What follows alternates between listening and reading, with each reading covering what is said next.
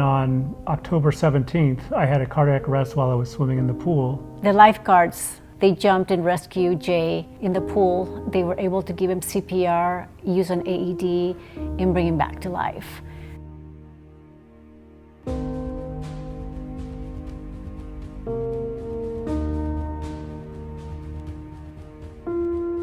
My name is Jay Greason, and I swim here at the McGrath YMCA. And on October 17th, I had a cardiac arrest while I was swimming in the pool and was rescued by the lifeguards. They pulled me out of the pool. They provided CPR. I've got several shocks from an AED before I was picked up by EMS and taken to the hospital. My name is Rhina Greason, and I got a call from the YMCA that my husband Jay had to be rescued from the pool because he had sudden cardiac arrest. He was picked up by EMS. He was in the emergency room in critical condition and remained in the hospital for 4 days in an induced coma. When he woke up, he was able to regain all his faculties. He was able to talk and walk without any issues. Thanking immensely to those lifeguards that responded quickly to do CPR and use the AED. And call 911. So I'm extremely grateful for all the training that they have that actually they were able to put in place that day to save my husband's life. It's one thing to know what to do for CPR. It's another thing to be familiar with an AED, but especially here at the Y and anywhere where crowds congregate, it's even more important to train, to simulate, to drill, so that when there is an emergency, you know what to do and everyone knows what their role is. So I've been an athlete for all my life. I competed in sports in high school. I played a year in water polo in college. I've always been active.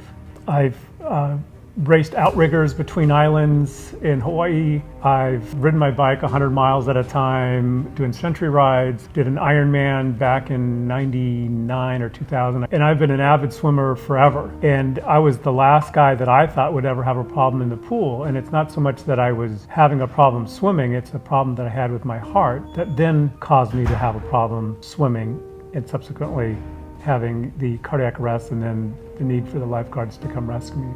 I am a good swimmer. I would consider myself a great swimmer, and a sudden cardiac arrest can happen at any time. I was lucky that the lifeguards were there. They were focused, they were prepared, and had this happened out on a rural road somewhere on a bike ride or out surfing or out doing some other activity where there weren't people around and the right resources in the right place at the right time, the outcome could have been very different.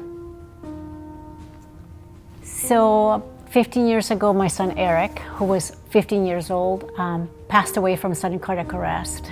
I was with him and I went to an appointment, and Eric's dad came home 20 minutes later and found that Eric had passed away on our kitchen floor.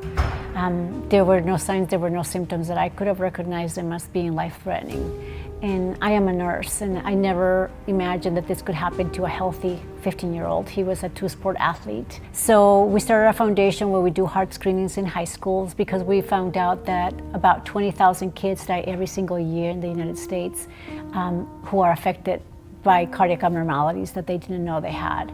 So we started this foundation where we do heart screenings, we do a cardiac risk assessment, we do an EKG, we also do a limited echocardiogram, and we also have an opportunity to meet with a cardiologist at the heart screenings. To date, we have screened about 42,000 kids in 15 years, and we have found about 600 kids with cardiac abnormalities that they didn't know they had. Then we have also placed automated external defibrillators in schools because, as we know, in California, AEDs are not mandatory to have. So we do this heart screenings about 6 times a year in San Diego County. So after my son passed away, we have this mission where we want to save kids. We don't want parents to go through the nightmare that we go through as Eric's parents, knowing that we don't have our son and that we could have prevented it by doing a heart screening. So then I have my husband, Jay, who is a huge supporter for me in our foundation, always doing the heart screenings with us and teaching an overview of CPR, and all of a sudden my husband is in trouble at the pool at the YMCA. I would have never imagined that that would happen to me again, where the lifeguards, thank God for their training in their moment of not panicking and doing what they were supposed to do because of all their training. They jumped and rescued Jay in the pool. They were able to give him CPR, use an AED, and bring him back to life. So I feel like my mission continues being the fact that we need to save lives and we need to promote AED in CPR. Everybody needs to learn CPR and how to use an AED, something super simple. It's so rewarding to know that you've saved a life. Because of our foundation and because of the AEDs that we place, every time that I go somewhere, I'm always looking for an AED, because I know that once somebody has sudden cardiac arrest, the only tool that will restart a heart is the AED. You can do CPR, but CPR is a bridge to life until the AED arrives to the scene. So I'm always on the lookout for where is the AED. And being at the Y, I know that there's an AED upstairs. There's an AED down here as well, because I've seen them. And I am just so grateful that the Y has CERPS, what we call, which is a cardiac emergency response plan, where you guys train twice a month on how to respond to a cardiac emergency. It's extremely important to be able to practice, because that way people know exactly what their jobs are, and then people don't panic. Because what we know is that every minute that goes by that we don't use CPR or an AED, it decreases the chances of survival for that person. So our foundation is the Eric Paredes Save a Life Foundation. You can go into epsavealife.org to find out more of what we do. You can follow us on social media, Eric Paredes Save a Life, and you can find out when our screenings are so that you can bring your kids ages 12 to 25. It's free to the community, it's free for everybody. Every time that parents ask me, is it necessary to bring my child if they look healthy? I always say, just because your child looks healthy from the outside, you don't know if they're heart healthy, because that's exactly what happened to my Eric. Super healthy, an athlete, and one day collapsed on our kitchen floor and died suddenly. I will forever be grateful to the lifeguards for, it's not just the lifeguards, they did everything correctly. They didn't panic, but it's also the infrastructure and the platform by which the Y is set up to have a safe environment and to be prepared for emergencies. I can't repeat it often enough. If you don't train, you won't be prepared.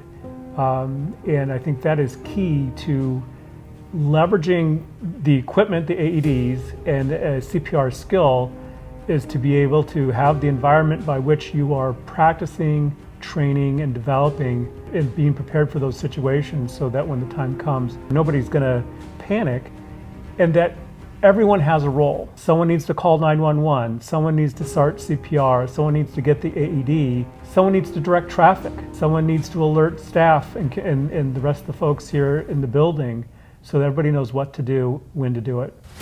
I can't say thank you enough to the YMCA and to the amazing lifeguards that saved my husband's life.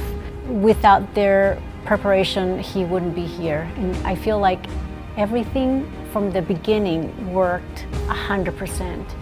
Everybody gave 100%, from James that saw Jay at the pool first and jumped to get him out, and then Tomas, and everybody that helped out was instrumental, and he is in this outcome that we have. Thank you to all the staff here at the McGrath YMCA, but specifically to Tomas, to James, to Mikayla, to Sofia, that were instrumental in one, reviving me, and then coordinating the EMS services. Yeah, I don't think I'll be able to walk through the building again without seeking them out, giving them a high five, a hug, and I will never forget them.